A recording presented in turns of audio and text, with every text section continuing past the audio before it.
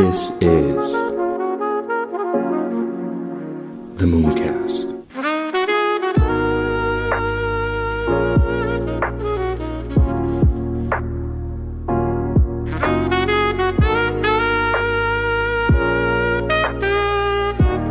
So John meet Vandross, or as we call him, Moon Boy, or he calls himself Moon Boy. And Okay. Moon Boy, meet John. John, how's it going, man? Very well. Welcome to the Mooncast. I'm good. Guys, hold on one second. I'm just going to This put morning I have a recording already at 9 this morning, so it's a busy morning, and then I have 2 more in the afternoon, so it's a little crazy today. Yeah. It's man, I'm exhausted too as well. You know, I'm John did all that before 3 a.m. No, and I had to do baking last night. I always get up early, and then I had some stuff to do, so I was working on that, and then I have 2 shows I'm appearing on today as a guest, so that's always fun. Yeah, nice. John, can you tell me a little bit more about your background? I see you're a serial entrepreneur. Yeah, so normally when I do my show, I put down I'm a podcast host and podcast coach. So I'm a serial entrepreneur. I'm an engineer, degree in trade, design and security for Wall Street. I have an IT and tech company. After having a large marketing and advertising company rip me off, the largest in the world, they're still in business, I fired them. I invested $150,000 in my first print production system, and I built a full print production graphic media digital design center. I became a member of the International Media Press over 7 years ago. I got accepted and inducted to them. And so I'm very passionate about creating purposeful content that is all about truth. People say to me, John, well, what can you write if I tell you we're the best? I'm like, I can't. And they have this funny joke. Well, what if I give you 500, 1,000? I don't say if you give me $1 million. I said, I'm not writing what you want. Like, I'm going to write what I believe I should. I just want you to know I'm also a serial entrepreneur, and my biggest successes are Cheerios and grape nuts. It's funny you should say that, because in the video we did last week where we talked about business and serial entrepreneur, we had the picture of me with a cereal bowl, and we spelled serial entrepreneur with C-E-R-E-A-L. That's awesome. That's awesome marketing. I'm not just the one that eats cereal. I am a serial entrepreneur with an S. Yeah, that's cool. On words there. That's awesome, man. I guess I fall into that category too as well. I mean, right now I'm working with 2 startups. One I'm building on my own. Another one that I'm a board of directors of. We're building the future layer of the internet with blockchain technology.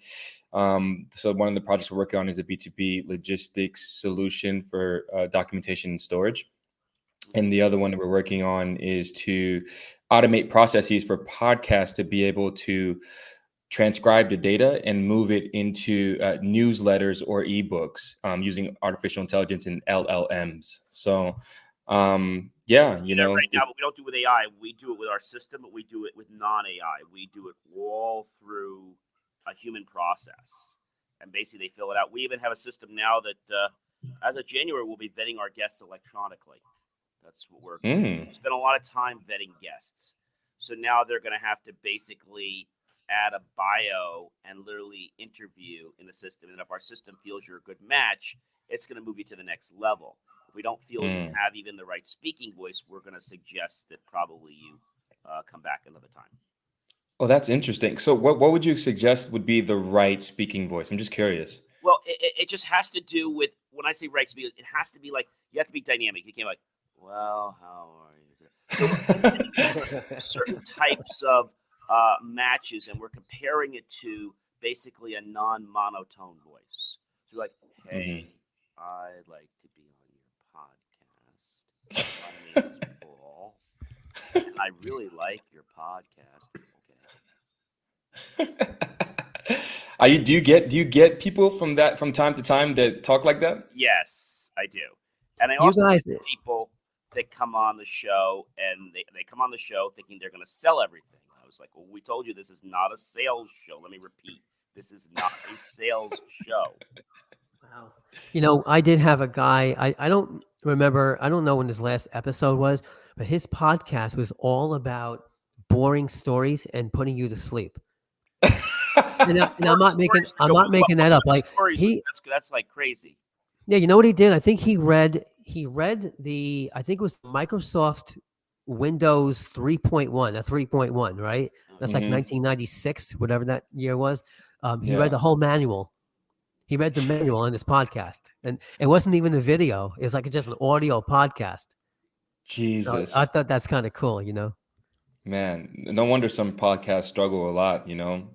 Got to be somewhat But I think the entertaining. other problem with a lot of them is they're not authentic, or what they do is I'm very big on copyright, and so Mm.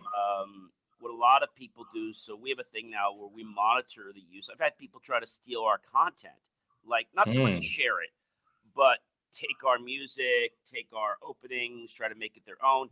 And so we have a system that monitors the internet, and if it catches my content on somebody else's platform that's not a share, it'll notify us. How do you do that? Is Wow. that like content ID, like what YouTube uses? Well, it's a little more advanced than that, because what we're doing is we're listening for certain things that are more than 5 seconds, Hmm. and if we find them, we warn them, and if they don't respond within the next period of time, we send them a cease and desist. We send it off to legal. Oh, that's I only amazing, had man. one guy that I had to send a formal cease and desist to. He was under the impression that this was his show. So I said to him, "Can you give me the first date of when you recorded?" He says, "Yeah, yesterday." I said, "I've been on the air for years." How long have you been podcasting for? So I've been, a long time. I've been doing the radio first. I've been doing radio for 15 years. Wow, Oh, that's wow. good. And then I got into podcasting, and then I really got into vlogging, video casting, because I'm also a Mm. video producer. But I decided to go back into my passion about 3-4 years ago and start creating. So I post over 18 pieces of content a day. Wow. Wow. How many platforms? 1, 2, 3, 4, 5, 6 or 7, I believe it is. Wow. And do you use What's like an automation tool like Hootsuite or one of I don't use those? Suite, so we have our own tool that we wrote that kind of does all the good and dirty and stuff. But also right now what we're working on is a thing that automatically figures out the Instagram, the hashtags and stuff, which is really cool. Mm. That's awesome. So that's the kind of stuff, and it's just a matter of creating good content. I mean, that's just the name of the game. I mean, it's everybody out there. I get people from all over the place, and I've only had I'm going to tell you 2 or 3 people that have applied that I thought were good guests, and they didn't make the cut. And when I mean they didn't make the cut, they didn't sign the release. So I had 2 celebrities. I've had other celebrities. I had 2 celebrities, and the guy's like, "Well, I'm not doing this." One was a firewalker. I was like, "Well, I guess you're out with it." John, that's interesting. You brought that up. I do want to ask you something about this. Now, I belong on Long Island, which I'm not. I don't live in Long Island anymore, but I belong to a business networking group called Adrian's Network, and it's run by Adrian. Her name is Adrian Miller, and she's a sales consultant, and she has amazing content, and she has like 300 members in a business networking group. I just did a presentation, I think a couple of days before Thanksgiving. Okay. And that question came up about the guests. The biggest question was, if you have guests, do they have to sign a release form? So here's the thing. It depends on where you're going, and I got very big with it because I do the radio. But anybody that goes on, if you have like a showing and thing, because you can get sued. But the other thing is that these people want money from your show. So let's say your show makes it really big. I had one guy says, "Well, what happens if your show makes it really big? Like, you're not paying me, are you?" I said, "No." I'm out. I said, "Okay, have a great day." Yeah. There was this It's very interesting. guy. He was a great guy, but it's more or less a protection, and I'm also very strict on the profanity thing. We have a $10,000 clause in there that if anybody has profanity, they will be billed. Oh, wow. So you don't just edit it out and don't charge them? No. That's a lot of work. And if we're going live, now I've got to do an interrupt. That's a lot of work. Wait a minute. Okay, wait. So I come onto your podcast and I'm a guest. Now I don't know if I'm playing devil's advocate. I'm just asking out of curiosity. I come on. I say 3 words, 3 curses. Yeah. What do you do? I mean, do you send me a bill? Like what? Basically, the show's going to end immediately. That guest, it's going to end. Oh. But we've got a delay. And so once it happens, like, oh, sorry about that. It looks like our guest had to leave us, but we'll finish up with the content right after this break. Then we regroup, we come back, and we let them know you have violated our condition. That is a such and such fine. You did sign a personal guarantee. We will be enforcing it, so do expect our lawyer to contact you. Has that ever happened yet? We had one person that came very close. It was before we went on the air, and I warned him. And he's like, oh, shoot. He's like, you're right. He's like, I am so sorry. He's like, you are 100% right. And I have a few guests that say, can you warn me because you know that's part of my style? I said, I know it's part of your style, but it's not part of mine. No, Vandro, sorry. Vandro, that right there, that's a monetization opportunity right there. You entice them to curse, and then you make $10,000 a show. No, but you have to understand there's a big headache in that because you risk a big thing that can happen with FCC, and I know because I'm also FCC licensed. It's a really big issue because as these things start to go all over the network, and the other thing too is you're ruining your brand. There are guys that do that in the show, but they're also not radio shows.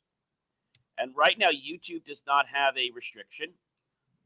You can put your content as like whatever you want to call it, more mature or explicit content. But once you do that, you lose a certain audience base. Of course. Yeah. That makes sense. Quora does that too. Who's that? Quora. Oh, yeah. Okay, yeah. I can't believe. I've been on Quora for a long time. Yeah, they're a huge website, and I can't believe that they don't edit out any of those words. Well, again, you get your profile gets hit. I'm sure, yeah. So that's basically how that works. So what would you guys suggest? Because if someone's starting out a podcast, do you think they should worry about the legalities, so to speak? Because say the podcast gets big, would there be some kind of retroactive situation happening to where, okay, you invited guests earlier and now they want some kind of monetization? I've been doing it since the very beginning. I mean, I use my own release. I have the whole thing done up, and it talks about what the expectations. It talks about what you're going to do, what you're going to deliver. If you don't deliver, we have the right to cancel the podcast. We expect the following deliverables from you 2 weeks before the episode. If you don't give them to us, well, I guess we're going to cancel you, and then we'll give you one more shot. What's the major issue? What's that? What's the major niche for your podcast? Is it just entrepreneurship? Is it which one? So I have a tech show.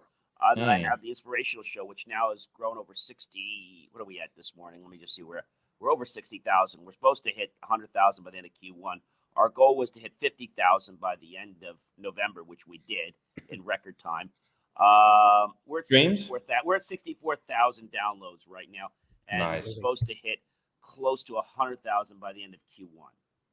So we made 50,000 about a week and a half ago, just before Thanksgiving. So motivation, entrepreneurs, that's what the IFYL show does. It's one of the very few podcasts that's a daily show.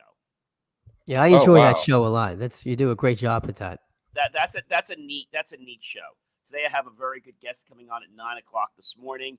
And the nice thing about our show is we don't set a time. It's whenever we want to do it. So I'm like, it'll be on sometime today. And the audio cast to release within 24 hours. And that's where we get most of our traffic. This guy's coming from Europe. And we're going to talk about anxiety. How to escape the anxiety box from careers to personal life. And this whole week is about how, why, and when you should choose to change your career. So every week I have like a new master topic.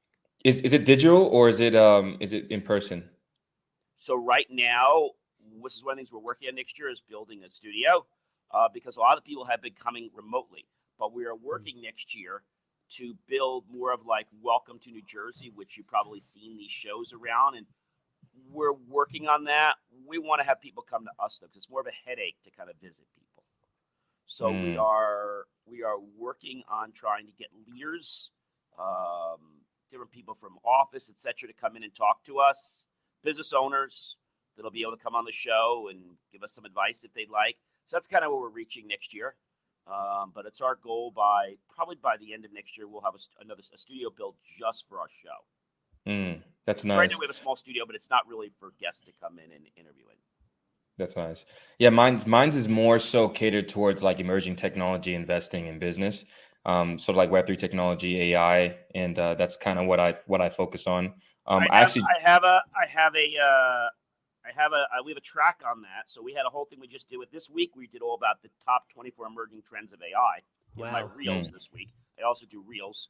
And the guests for that show, I'm a little more picky because I get a lot of people in technology. I ask for prospectus. I ask for some of their portfolio, what they've done. I have a guy that's coming on my show. He's been waiting to get on my show for almost a year. He's a national keynote speaker. So those are the kind of people I attract. And I tell people, like, I don't think we're a match. Have you watched the show? No. Well, maybe you should go watch the show first and then, try to pitch me. Yeah, that makes absolute sense, man. Yeah, for my show, like I really try to delve into the technicals because I think a lot of that is missing, and I try to sort of do it in a very nuanced, conversational type of fashion because I think a lot of the issue that's happening currently in the technological space is the fact that you have the issue of people being able to have a lot of information but not knowing how to package that simplistically so that most people can understand it, and I think that's the issue. Yeah, we have a thing we released a while back called J More Daily Tech Tips, and we actually unpack different vocabulary words. And we explain what they are, we link to them, and then, we do reels, we do articles. So it's just a matter of getting the content out there in multiple different facets. And, that's kind of what I try to tell people. And, it's we just built our own about 4 weeks ago. We built our own referral platform where people say, "How do I get on it?" I said, "Well, you don't." I said, "You have to be invited to be on it." So it's like we have to decide that you're somebody we want on the platform. So let me, for example, StreamYard is on the platform. Took a lot of work to get StreamYard because they're very, very picky. So let me ask you. Now, you keep talking about building platforms. I mean, what do you have? Do you have like a web development company or a mobile app? I have a web development? team. I did software development for a long time. So we write stuff all the time. But people say to me, "Are you going to sell your technology?" And the answer is no. Not going to do that. I'm not going to become a SaaS on it. I'll give you guys a very interesting thing that I did. It was back in 2003 or 2004. So I was first of all, I'm very fascinated about how commercial jets fly and airlines and things like that. I just flew to Seattle to see my daughter for Thanksgiving. And I love going on the plane. So I was heavily into Microsoft Flight Simulator. All right. Okay. And this is obviously before podcasting, but I did not realize that in the flight simulator world, they have such thing as virtual airlines. Yep. Okay. And people make their own airlines. They run it like a real airline. Like they have hubs all over the world. They hire pilots and to fly different routes and things like that, which is kind of cool. And they figured out how to make customize the Microsoft Flight Simulator airline, the library for the artwork. And I thought that was kind of cool.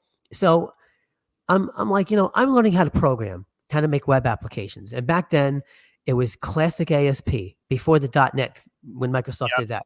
And I've always been a programmer and also a marketing visionary. So I decided I was going to build a virtual stock market with the virtual airlines as the corporations.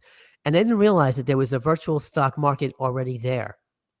So I built a virtual stock exchange, and there was this big competition between what they call VASM, which is the other guy, and VASE, or X, they call VASX or whatever.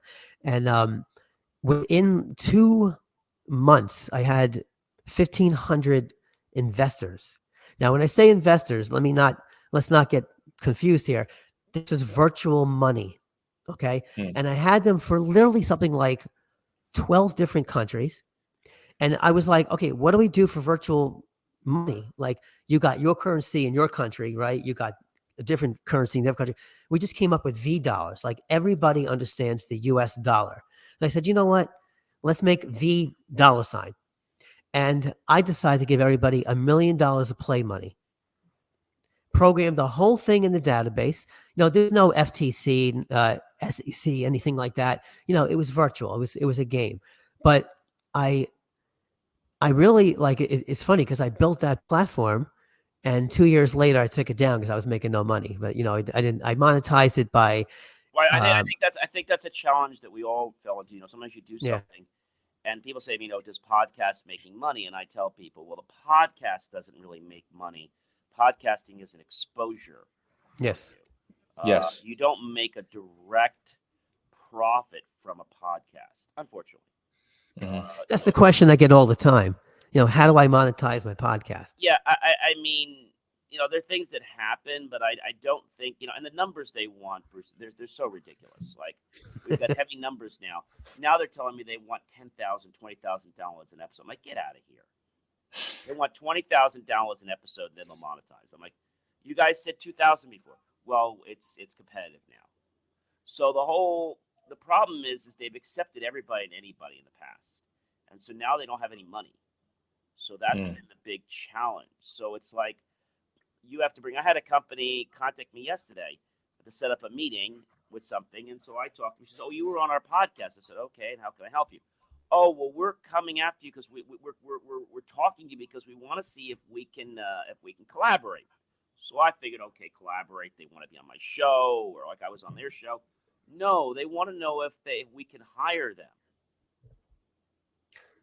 And I said to her, I said, I think you guys have a nice cast and all that. I said, but you guys are all over the market. I said, and I'll be honest with you, I don't do, what you guys do because I think it kind of cheapens the podcast. I don't go after everybody's bank account when they come on my show. And they have a very strict thing. They ask you for financial net worth and all this stuff. So they want to make sure you're worthy. But then I don't like the way they reach out to you and say, hey, we think we could work together. And I was open to having a conversation, but it was more like, well, let me tell you how we can help you. Okay, because I was just thinking about a referral agreement. That's all. And she's like, she said, well, we do that already. Okay. She said, but, we can place people. I said, well, it sounds like you guys are like here, you're there. I said, well, we're trying to reach 120 million. I said, well, God bless you. That's great. But this is not the way you do it. And I had somebody else that was in podcasting.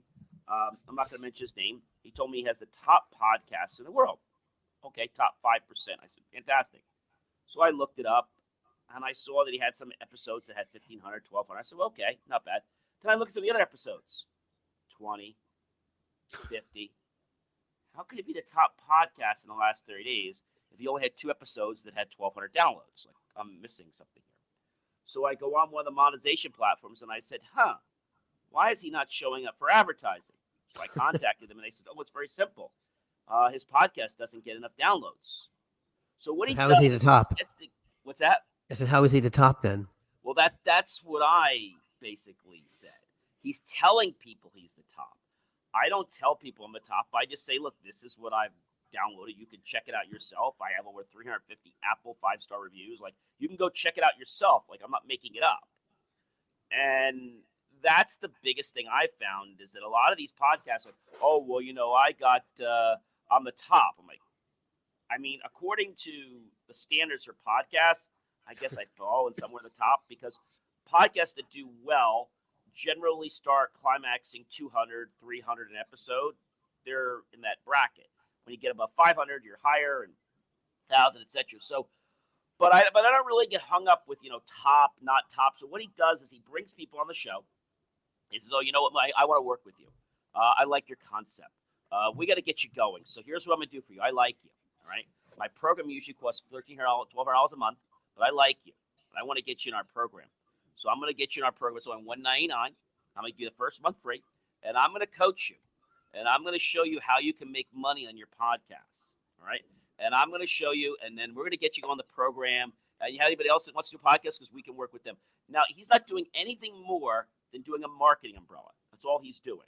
We do coaching on podcasts, but I don't go after this whole thing where, gee, let me get you into a program that you got to pay every month. And so I was going to get on his podcast a while back, but something kind of like clicked with me. He's like, well, you don't need me. He's like, you're doing fine without me. I said, okay. Like, the whole thing about the podcast community is we're supposed to help each other. But when I showed him my numbers, not to brag, just to show him what I had, because he told me he was like the top, he didn't want to talk to me anymore. You know, I get this question. Oh, go ahead. Sorry, Van. Okay, I'm sorry. Yeah, No, I get this. Go ahead, Bruce. No, Sorry. this question on the podcast network, I get the same thing. And people say, if I join and I upgrade to the professional, I'm in the top 5%. And I say, okay, fine, but can you show me? And this is always funny. Can you show me the link that tells you that you are the top 5%, right? Because you got to think about, look, I'm the most talented musician in the world, but that's my opinion. Like where's the source telling me that I really am? Like the fact that he told you, John, that he's like the top 1%, that's probably his own opinion. He didn't get that. So I always ask. Well, he's telling everybody else this too, and then that's why you want to be on my show, because like we're hitting it, right? We're going on TV. He's like, it's like, and he's like bragging. I'm like, wow, how did he get to be the top? And I'm looking at his numbers, and I'm looking at my numbers, and I'm like, well, he doesn't seem like he's the top. Like, I don't get it. Exactly. Like that's his own opinion, and he's the source. He wanted me to join Panthy Plus or something. He's like, because we're teaching mind leaders how to basically what I call is monopolize. He's not really trying to offer you something. He's like, we're teaching people how to, what I want to say is wrap people into this program. And he makes money off everybody signs up for the program. So I went to the website and I reached out to the companies. Oh, you can't come in unless you have a dealer that brings you in. And he said, you have to join our network. He's like, if we sponsor your podcast, then I said, well, what do you do for me? Well, we charge you a monthly fee. And what do you do for my podcast? Well, we host it. Yeah. And what else do you do? Well, we're number one for podcasting. Like, you know who we are. You know who my boss is? Not really. Well, we have some of the leading people on our podcast. Okay. Like, yeah. So what? Yeah. I get the question I get is, can you keep me on the top 5%? I said, first of all, show me a link where it says you're the top 5%. And I have to make it very clear, not your own website. So what I tell people is this: when you go to one of my podcasts and I say, look, click on Apple, okay? And I show people a screenshot. Like right now, I think we're at 375 5-star rankings. I said, you can go see that yourself. I didn't make it up. And so when I looked at his, he had 8 or 9 Apple reviews, and they weren't all 5 stars. Less than me? Wow. Yeah, so he basically tries to get people to join his executive group. Like, he wanted me to go to Fiji with him. I said, how much?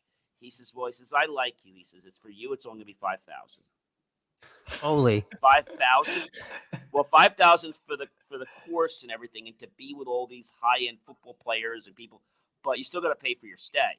That's just to be in the program. Now, there's only going to be like a top 50 or 60. So you're going to be in with like ground. I'm like, you're going to be like multi-million-dollar people.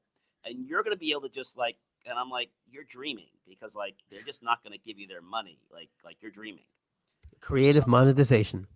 That's what he's doing. He's using his podcast through his company to sell his product or service. And he calls himself after a model of something called a servant leader, which is a very nice thing. Don't get me wrong with it. A lot of people do it, but I find a lot of that crap, because we're all here to serve. And he brings the people on the show. And how'd you get that person? Oh, I have connections. And I was like, well, he doesn't have connections. That's just somebody online that's looking to get on podcasts. Like, he makes it sound like he's got these exclusive connections. And he's like, well, can you get that guy on my show? I said, which one? The guy you have about AI. I'm like, I don't know. I have to check. I have to see if he's free. Oh, okay, because I know my company really would like him. I'm not going to help him get him on the show because he hasn't done anything for me. And that's what he's like, I love your guest. Can I get Mark on my show? Or I found out one of his best friends want to come on my show.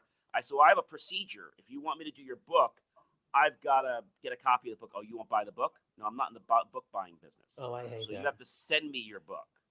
Oh, because you know who he is? He's like a top video producer. I'm like, okay, then I guess he doesn't need me. Yeah. So I know a lot of these people, guys, with attitudes. And I had another person the other day. I said, well, I just want to let you know, it looks like you're out. We need your review by the 1st. He gave it to me on Monday.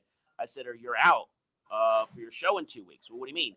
I said, it says in our notice that if we don't receive it by the 2 weeks before the deadline, your interview is automatically canceled. Oh, where does it say that? I said, in the last paragraph of the agreement. Oh, I've been so busy, John. I didn't even read that. Yeah, I told you to get it to me within the first week after we spoke. Oh, I've been so busy. Well, if you're so busy, maybe we should reschedule sometime next year. Hey bro, I'm just trolling is something that will not just challenge your perspective, but also touch your heart and soul. It's a book that defies convention, blending art and literature into a thought-provoking masterpiece. A reflective piece of provocative art that tackles societal constructs from angles you've never considered. Hey bro, I'm just trolling delves into the very essence of our existence. It questions the technology that surrounds us, challenges our notions of beauty, stares unflinchingly into the eyes of death, and questions the boundaries of freedom. It scrutinized the educational system that molds our very future. This book is a journey, an exploration of shared human experience, and it's a work of art that refuses to be confined by tradition. It's a canvas painted with words, a melody of thought, and a testament to the power of creativity in a world dominated by algorithms and data. Visit moonboycapitalventures.com and get your hands on Hey Bro, I'm Just Trolling today. It's not just a book, it's a movement. Now let's jump back into the show. I want to shift over because when it comes to the analytics, it's quite skewed. I don't know, what are you guys using currently to track analytics? Because if you're pushing out your podcast to the TikToks, the Instagrams, then also Spotify, then you have Apple. We don't do the TikTok for podcasts because TikTok is short content, right? We do reels to TikTok. TikTok's not a podcast platform. It's changing. It's changing. It's changing. And people, yes, it's changing into long form, and also long form podcasts are cutting up the shorts for the highlights of the podcast, using it as a pull marketing strategy to then bring. So I've got to cut up my long and my shorts, which right now we're not seeing enough traction on TikTok. To be honest with you, I want to get to. So I've been approved to do live on Instagram, but I have not been approved to do live on TikTok. I know once I go live, I'll blow it up. But I only have, to be honest with you, I only have 100-some followers on TikTok. I have over 4,000 likes, but I don't have 1,000, 3,000 followers, or I can't go live. Yeah, it makes sense. Yeah, I didn't know that there was a live limit on TikTok, but I do know that people. And that's the whole thing. So what I do is I keep telling them, hey guys, there's a problem with your platform. And I keep saying, hey, I'm trying to go live, and they keep saying, oh, we're working on it. I said, well, okay. I said, well, I guess you don't appreciate my content. Because I tried to file a report, and they just told me that I don't meet the standards right now. You know, my only problem with TikTok is that my only problem with TikTok is that we're competing with all those cute little high school girls shaking their booties. I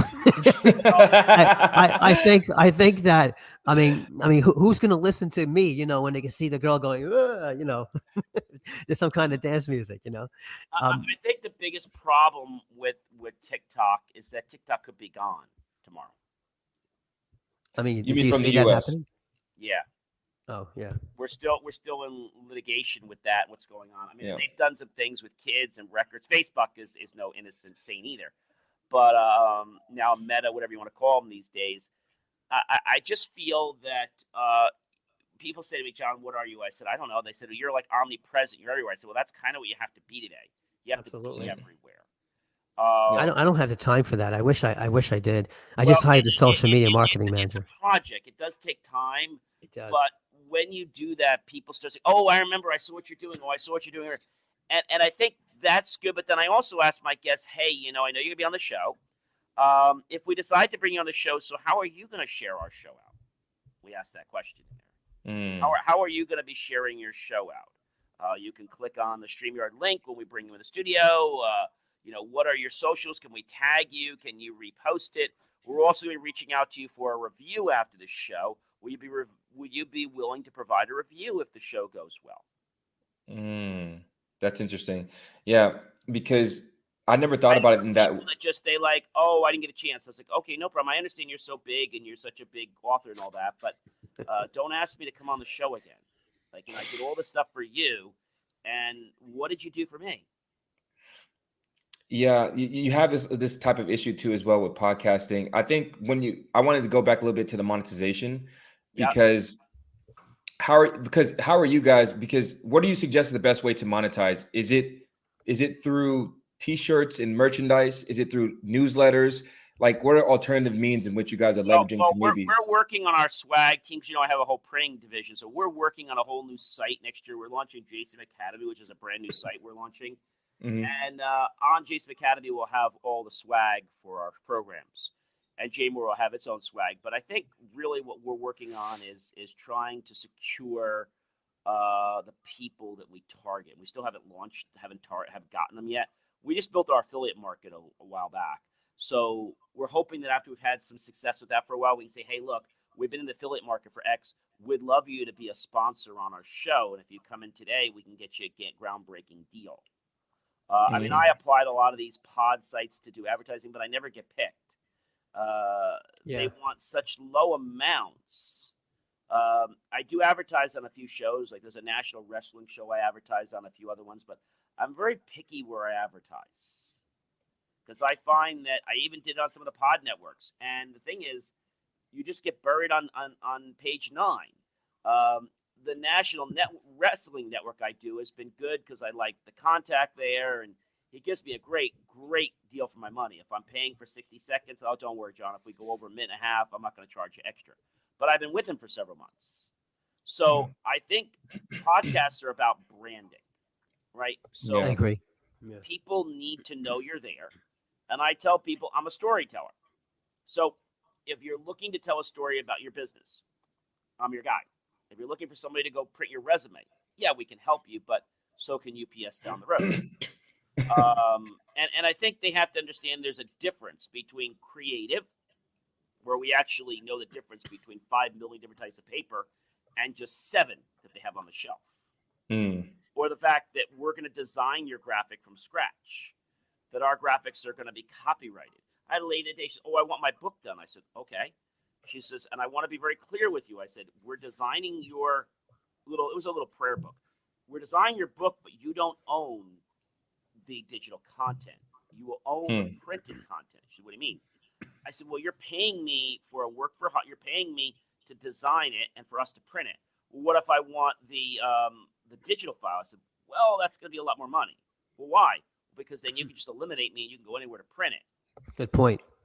Yeah. So I let people know that up front, you are not getting the full rights to the digital. You're getting a low-res copy. It's going to say proof everywhere. So I want to be clear with you what you're paying for. Yeah. I want to shift over a little bit because with the new emerging technologies that we have now with artificial intelligence, how do you guys see the landscape of podcasting? Because soon you're going to be able to emulate an entire podcast leveraging artificial intelligence. I'm wondering about that. I don't Me like neither. that because I don't know about how you feel, Bruce. I mean, well, first of all, I think that AI is, people love it, obviously. They're embracing it. But I think it's growing too fast, and it scares me. There's because pros and cons of AI. And I had AI on my show about 6 months ago. And I said, hey, chat, thanks so much for spending time with me on this show. Oh, John, it's my pleasure. Well, listen, I have a question for you. I know you're probably not going to come out and tell me, but, so I asked some questions. And so I said, geez, so I inherited a few extra million. And I was just wondering, chat, if you could give me the skinny, where should I put that extra $5 million so I can get the best ROI on my investment? You told me this last time, yeah. I told you this last time, right? And it's got a lot of hits. And Check is back and says, oh, John, I could give you several places where you can put your money. Now, the thing is this. I don't know whether you're going to make money or lose money, so I really wouldn't want you to take my advice. What's your zip code? Do you have a financial advisor? And so I share with people, and this is why I'm being in the media, I say, look, your content is great, but you didn't write your content. Your content was written by an AI simulator, and I know this. I could tell you the language of it. How do you know that? I said, I know this. And it's just certain words, the way it's written, I can tell it's an AI system. And I said, if you're going to submit something to me, it needs to be genuine. And if you do this again, you're out. Like, I don't have time to figure out whether you're AI crap or not. I'm going to tell you something very interesting. So, I'm talking to the owners of Cast Magic right now. If you guys heard of Cast Magic, Greg Wasserman, he's been on my show, and I was speaking to one of the co-founders yesterday, Ramon Berrios, I think, and they do have a really good platform where they give you alternatives, and it's not just like you get like one response out of Chat GTP, and then you say, I don't like it, regenerate it. They give you like 10, you upload the audio, and then they give you 10 possible episode title ideas. And then Wow. they give you like 3 or 4 show note ideas. And you can actually say, you can use it for that, yeah, but I just tell you to be careful because when you say be genuine or trending, remember it doesn't get the latest trending. you're right. And that's also something I feel one of my biggest concerns about AI is that if you got millions of people using it, eventually it's going to be spitting out the same content. I'm And seeing then it already. I'm seeing it yeah. already. Oh, I know that. And I mean, that's dawned on me that, okay, the 3 of us right now can say, we can go to ChatGPT and we can each type in the same exact prompt. And we'll probably get 3 different pieces of content. But you take like a million of the same people putting in the same content. Eventually, it's going to be a dead end or a wall with original Yeah, content that's going to come I back. agree. It's okay for some ideas or to brainstorm a topic or things like that, but it should not be used for anything more than just a quick show note or a preview. It Yeah, should but not be used to write a paper. If you're writing a paper and say, "Hey, ChatGPT, what should the opening topic be about?" yeah, Those I'll tell you what you know what I did the other day. I mean, I've been writing music since I was 9 years old, and what happened 13. And what I did was I write my own lyrics, okay? But I did test Chat GTP the other day, and I did actually I said, "Give me," and it works very well. Give me song lyrics because I love writing music. I actually hate writing lyrics, but I do it anyway. I said, "Give me song lyrics," and Ashley said 2 verses, 1 chorus, 1 bridge, another verse, and another chorus, and it actually gave me pretty good lyrics. I was shocked. I think it was about maybe a year or 2 ago. I wrote a song with a friend of mine. Actually, he wrote the song. I wrote the lyrics, and then I choreographed the song. And it was a song for my chamber, and we basically did this thing for a float, and it was called "Welcome to Franklin Lakes." And I had all the choreography with how we did the hands, like welcome, and then I did like the F and the letter and the different things, and so it was very interesting, and we made it not like a hot pop beat. We made it more like a soft beat, like welcome. Like it was a very slow kind of song. A lot of times people write fast songs, and I wanted something that had more of that kind of spirit. But even when we did that, we copyrighted it. So that song doesn't just turn up. Yeah. That song took us a week to write that song. So Yeah, we but want turning up. when you guys look at, okay, you're talking about ChatGPT and AI now, but I'm also thinking about the next 2 to 3 years because the intellect compounds. And according to Iman Mustek, who's like the founder of Dream Studios, it has the ability to dream and create new original content on its own. It's just We're not there yet. That's a speculative. This is not. Yeah, I agree with that. Yeah, we're not there yet. Yeah, we're in that whole sentience. It's not proven yet. There's been some remnants, but it has not been able to demonstrate this on a consistent pattern basis. yes, but that's what I'm talking about a few years from now. It has made some ramifications that come close to it, but every time we get close to it, you'll notice every study that funds it pulls the plug on it. I'll tell you my biggest concern about AI though is that it's going to completely ruin the concept of creativity. Okay. I can't believe that now you can produce an entire movie with AI. Yeah. You can even write code with AI. Now I've been a web developer for 28 years. And let me tell you, when Front Page came out, okay, a lot of people think it's Microsoft. Microsoft did not make Front Page. It was a company called Veneer. Microsoft bought them out. Bought it. Right. Microsoft bought them out and they distributed, and nobody knew who Veneer was, right? And I said, and I knew HTML. Okay, I'm like, this sucks because now you're going to get all these crappy websites because people are going to just type what they want, and the HTML is going to be magically appeared, which I thought was a cool idea, but I knew how to write it, and I was happy writing HTML. I do not want a tool that's going to spit it out. And then Dreamweaver comes out from Adobe, and then obviously you got all, I hate to say it, but you got all these ugly looking web pages because people no, because people type, it makes the HTML, they upload a few images, and you can tell a website that's been made with, somebody who actually knows how to code and write markup Mhm. and someone that uses these tools. And I think that the same thing is going to happen with AI. And when you think about it, I mean, maybe I was a little sore because I was a web developer who actually wrote code, but Sure. now, like you can write mobile apps on, like you can write Java and you can Mm. write C++ But on. you realize something, Bruce, the security is going to be a disaster there. Absolutely. I Oh tell my gosh, yes. But I will say this, that I think what happened with tools like, I mean, when you think about it, even Front Page and Dreamweaver, they were kind of AI for their time, right? Yes. I mean, Yes. you have a tool that you're typing and it writes out the code for you, right? To me, that was AI, and I was like, it was cool, it was a great concept, but you take guys like me that really know what they're doing, and you make me look like you make me look cheap, right? And all of a sudden, I went from charging $30,000 for a website to not even being able to get over $300. It was horrible. And I think the AI is going to go the same route.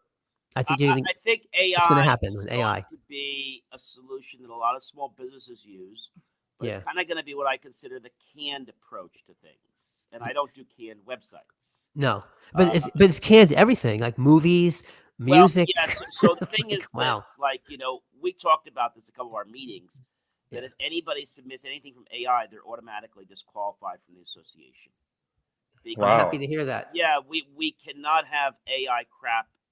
Like, we can't have journalists and Crap. videographers submitting AI. I So agree. I voted for that anybody submitting content that's a member of the association should immediately be removed, because that is just very bad. I agree. If you're going to go to AI to write your stuff, why be a journalist? Why be a videographer? There's no purpose. Well, I think we're in this era. I call it the exponential growth phase of technological advancements, and Yep. I think we're at the beginning of this huge exponential growth era. And my thing is, why not, if you can, automate tasks and tedious processes and streamline processes in I your hear business? that, and I do that every day. But there's a difference between automating processes, okay, and taking out a personality to something. If I need something to take guests and be able to give me a report or do, that's great. But I still might need that human element to make the decision if that person's going to be a guest. Where the system says, "Hey, John, this is great." Well, you know what? I don't think they're great. Or I still need to make that human. The human has to still be in the loop. And I think a lot of AI forged companies don't get this. They What think about the AI is going to be the be all, but it can't be. We always have to have a human in the loop. I know they're saying it can do human thinking and all this other type of stuff. Every time I was telling you that they get something close, the company, they pull the funding on it. Every time it gets close to a sentience or something on that line, they pull the plug. Every time, 4 or 5 times, they have pulled the plug right when it gets close. Yeah, but here's my thing too as well, because when you look at, I think you guys may be a little bit too scared of the technology, but I just think that it's going to be just fine because the jobs are going to shift from, okay, I hear that. I know that because I do the AI, I do robotic programming and robotic yeah, arms. But you have to understand, it's not that's the problem. It's the lazy people that are going to abuse the technology. So you have to understand that I always say this before on my show. It's not, technology is not good or bad. It yeah, isn't. Yeah. It's how people choose, and we have a lot of lazy people in our world. yes. And if you give people this is why I want to see AI licensed. If AI is licensed and it's regulated, what that means is it's going to cost you to use AI, and we're not going to just let you just waste it on crap. The thing is, it's impossible to do that now because there's open source code out, so Yeah. anyone can fork it and then make their own AI version. And so But when the genie's out the bottle. But when they do something that has the quantum ability, that's going to be licensed. That's Yeah, not the open AI. That's not going to be open code. yeah, for sure. Actually, I'm trying to bring somebody on that talks about quantum resistance, and I find that also super fascinating too as Yes, well. you're talking. I'm doing a reel the other day about quantum, and how there's a multi-superpositioning, the whole thing on that. And that's how MRI came out, because MRI is actually superpositioning of quantum. Quantum is quantum bits, as opposed to one bit on or off. A quantum bit can be on, off, or both. So it can have two, and that's how we get MRI images, because the quantum positioning of the bits can be in those two states mechanically, which is what gives us the image you read of the person. Quantum bits also require a heavy amount of cooling, which is why quantum computers are not something. I mean, you can get a small quantum computer now for 2 qubits for like $3,000-$5,000. But people don't realize quantum is not going to be the solution for word processing, for daily programming. Quantum is for certain types of applications, climate issues, certain types of numerical calculations. We're going to have a big issue when it comes to security.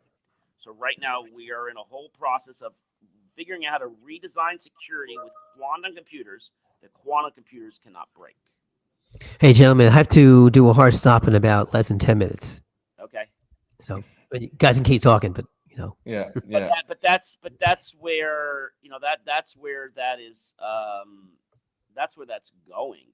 We have to redefine our whole security algorithms, because right now they can be ripped to shreds in about what we can rip to shreds in about 30 seconds would take a regular computer hundreds of years to do.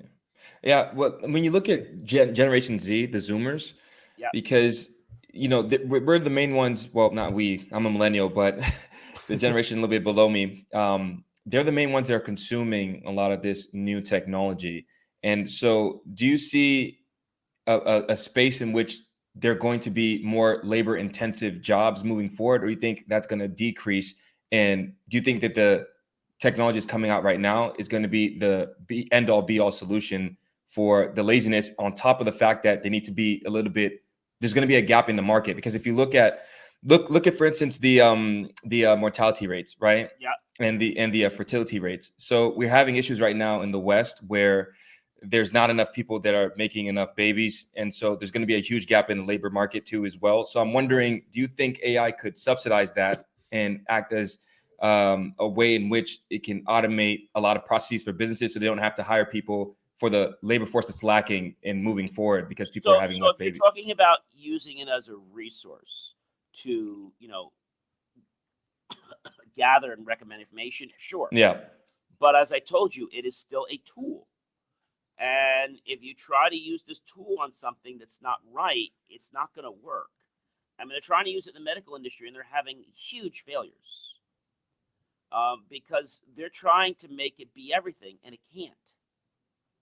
They're trying to. I mean, if you read the video from Boston Dynamics about a month ago, it's great where they're going, but in the same token, there are still issues.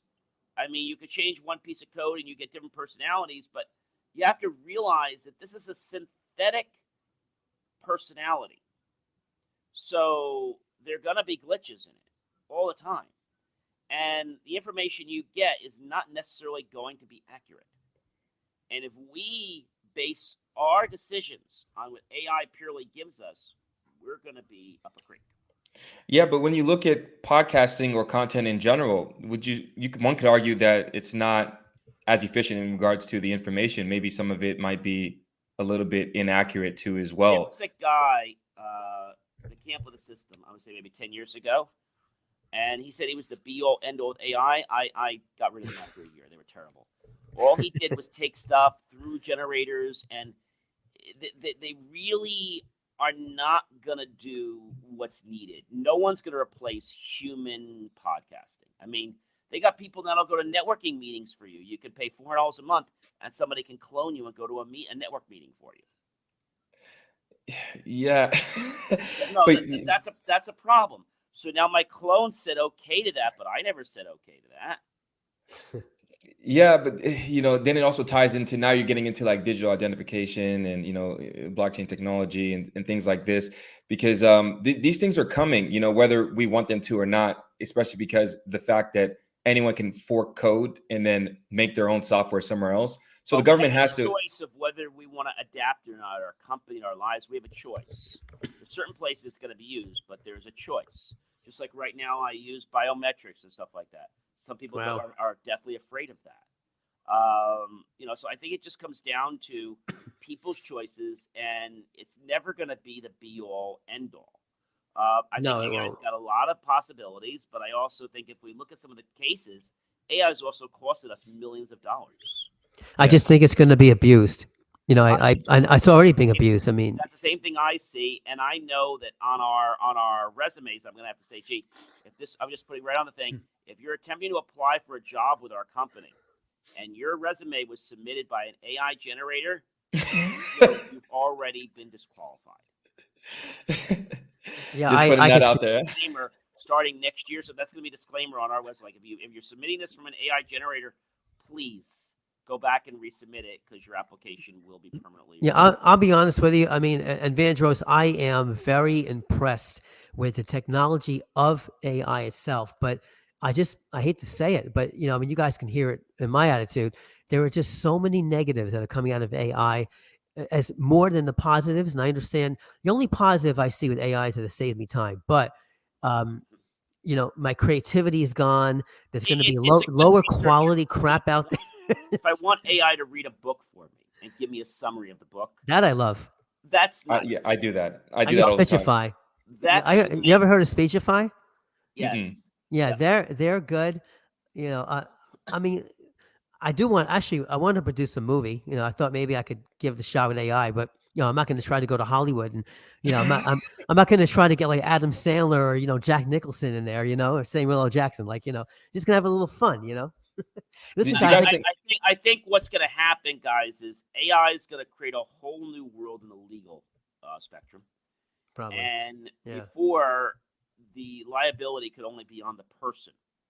What you're going to see is going to happen in 2024, 2025, and beyond, that autonomous vehicle, which I don't want to own, is going to be, I asked the attorney the other day, who gets sued if there's an accident? Well, first of all, the car company.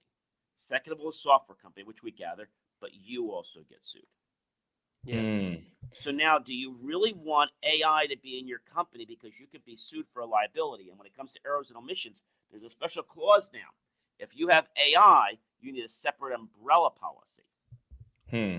So we tell people we do not use AI for any matters regarding confidentiality, and we don't use them regarding any customer management.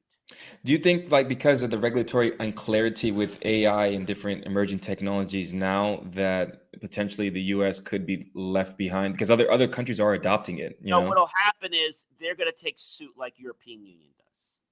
We're going to adopt European Union suit like we did with the iPhone and the USB-C. That's what's going to happen. We're going to see that, but there's going to be a big fight in Washington with what's going on. And I feel that we're looking about a good 2 to 4 year time frame to when we redefine laws, including the fact that a patent now can take place from technology and not just a person. As it is now, you have to be a person to be able to contribute to making a patent. They want to change that. Wow. That could be a problem. Yeah, for sure. And okay, my final question, guys, before we go, because we're running a little bit out of time. If you're listening to this and you're trying to start a podcast, what attributes do you think that you would need to start a podcast? Attributes. Yes. What do you mean? Like, I would say persistence, right?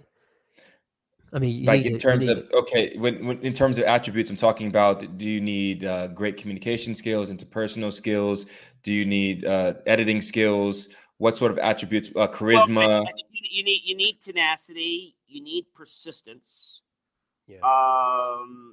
And I think you also need to be resourceful, because we've all known the podcasts don't just grow themselves, right, Bruce? They don't just don't just like you put them up there and they just grow. If somebody told me 3-4 years ago I was going to have almost 70,000 downloads, I'd be like, you're crazy. And now, coming close to 100,000. What I find is that as your podcast grows higher numbers, more guests want to get on your show. Yeah, and more advertisers too, like more monetization opportunities. I'm still waiting in line for the advertisers. Nobody has written me a check in the advertising department. Listen, gentlemen, I gotta actually jump off now. join. What's the magic number when advertisers want to join you? The magic number of what? Followers or?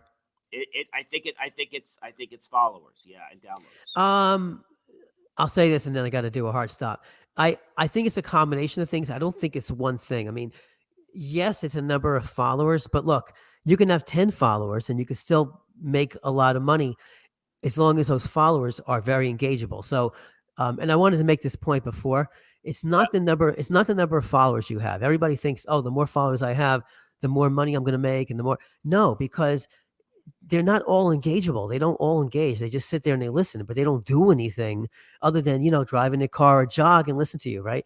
That's why I think my Apple's going to be my biggest strength with over 300 something. Oh, I think that's going to be my biggest strength. No, you need followers who are actually going to be active on your podcast and actually be a community, right? If you have 30,000 followers, how many of those actually engage, right? It's probably like 2 or 3%, I would have to say.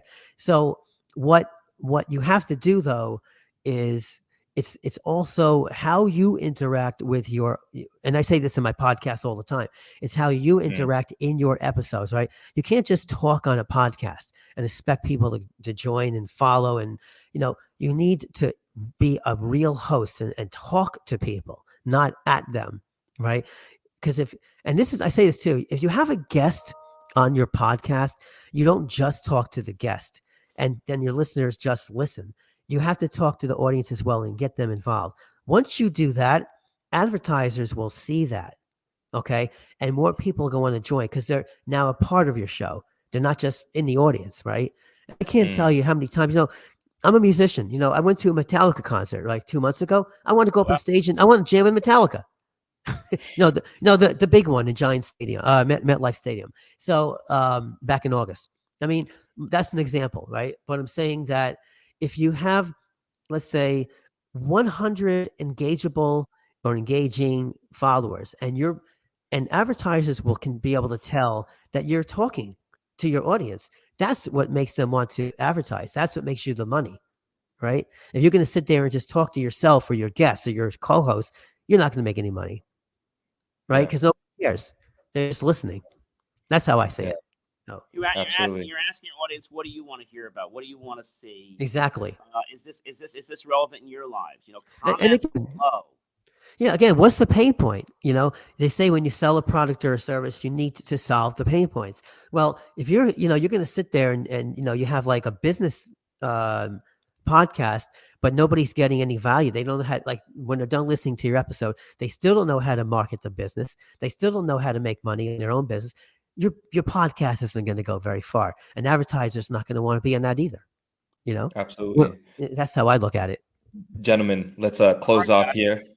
I appreciate you guys for coming on. This concludes another great episode of the Mooncast, man, and peace.